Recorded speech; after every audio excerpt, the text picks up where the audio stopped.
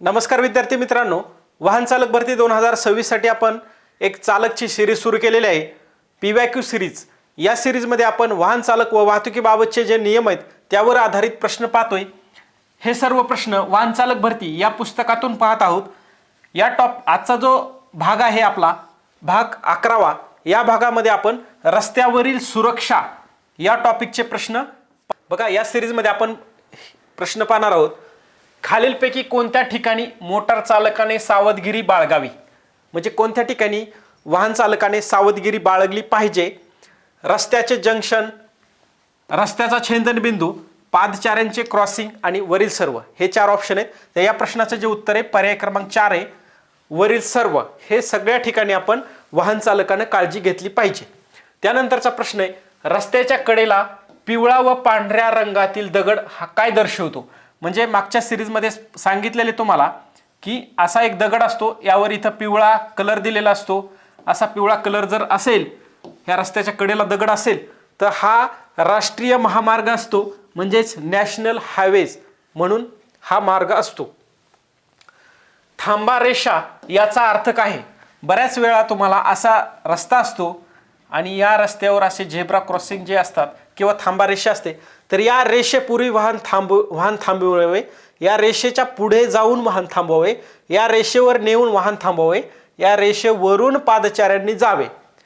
तर ही जी रेषा आहे, तुम्ही इकडे जात असताना या रेषेच्या अगोदरच तुम्ही वाहन थांबवलं पाहिजे, म्हणजे या रेषेपूर्वी वाहन थांबवावे। हे या प्रश्नाचं उत्तर आहे। पुढचा प्रश्न आहे, समोरील वाहन ओलांडण्यासाठी किंवा ओव्हरटेक करण्यासाठी डॅश डॅश त्या वाहनाच्या उजव्या बाजूकडून जावे, त्या वाहनाच्या डाव्या बाजूकडून जावे, रस्ता रुंद असल्यास त्या वाहनाच्या डाव्या बाजूकडून जावे, सतत हॉर्न वाजवा। बघा, रस्ता रुंद असो किंवा कसलाही असो, तर त्या वाहनाच्या उजव्या बाजूकडूनच नेहमी ओव्हरटेक केलं पाहिजे। या चित्रावर जाऊ नका, इथे चूक दिलेले, या वाहनाच्या समोर इकडून उजव्या बाजूनं ओव्हरटेक केलं पाहिजे। पुढचा प्रश्न आहे, मोटार वाहनांना मागील बाजूस लाल परावर्तक पट्टी म्हणजेच रिफ्लेक्टर बसवणे अनिवार्य आहे, कारण वाहनाची सजावट करण्यासाठी, धोकादायक वाहने ओळखण्यासाठी, इतर वाहन चालकांना त्रास व्हावा म्हणून रात्रीच्या वेळी दूर अंतरावर असलेलं वाहन मागच्या वाहनाला दिसावं म्हणून ती परावर्तक पट्टी म्हणजेच रिफ्लेक्टर बसवलेलं असतं। पुढचा प्रश्न आहे, वळण रस्त्यावर ओव्हरटेकिंग करण्यास, वाहन म्हणजेच ओलांडून जाण्यास परवानगी आहे का नाही का काय? परवानगी असते, परवानगी नसते, सावधानतेसह परवानगी, भरधाव चालवण्यास परवानगी असते। बघा, वळण रस्त्यावर, रस्ता जर वळणाचा असेल तर अशा रस्त्यावर समोरील वाहन ओलांडून ओव्हरटेक करण्यास परवानगी नसते। पुढचा प्रश्न आहे, दुमार्गी रस्त्यावर आपले वाहन नादुरुस्त झाले आहे, अशा वेळी इशारा देणारा त्रिकोण आपण कोठे प्रदर्शित करावा? इशारा देणारा त्रिकोण आपण कोठे प्रदर्शित करावा? बघा, मागच्या पण सिरीजमध्ये पाहिले की वाहनाच्या मागे 50 मीटर अंतरावर, हा शब्द खूप महत्त्वाचा आहे, वाहनाच्या मागे 50 मीटर अंतरावर इशारा देणारा त्रिकोण आपण बसून इतर वाहनांना एक संदेश देऊ शकतो की पुढे माझं वाहन नादुरुस्त झालेलं आहे, तुम्ही सावधानतेसह तुम्ही तुमचं वाहन चालवलं पाहिजे। त्यानंतरचा प्रश्न आहे, द्रुतगती मार्गावरील अगदी उजवीकडील मार्गिका ही कशासाठी असते? म्हणजे द्रुतगती मार्ग जे असतात, 2 द्रुतगती मार्ग हे 6 पदरी, 8 पदरी वगैरे वेगवेगळे असू शकतात।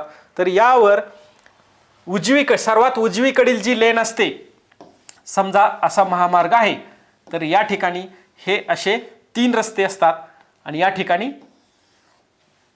ठिकाणी 3 रस्ते असतात। तर अशा ठिकाणी सर्वात उजवीकडील, म्हणजे इकडे जात असताना ही लेन कशासाठी असते असं तुम्हाला विचारलेलं आहे। तर ही लेन नेहमी ओव्हरटेक करण्यासाठी असते। कशासाठी असते? ओव्हरटेक करण्यासाठी असते। फक्त ओव्हरटेक करण्यासाठी वापरावे, ही लेन फक्त ओव्हरटेक करण्यासाठी वापरलं पाहिजे। तुमचं वाहन ओव्हरटेक झालं की नंतर या लेनमध्ये तुम्ही येऊ शकता। आणि जड वाहनं जी असतात ती नेहमी या सर्वात डावीकडील लेनमध्ये चालवली पाहिजेत।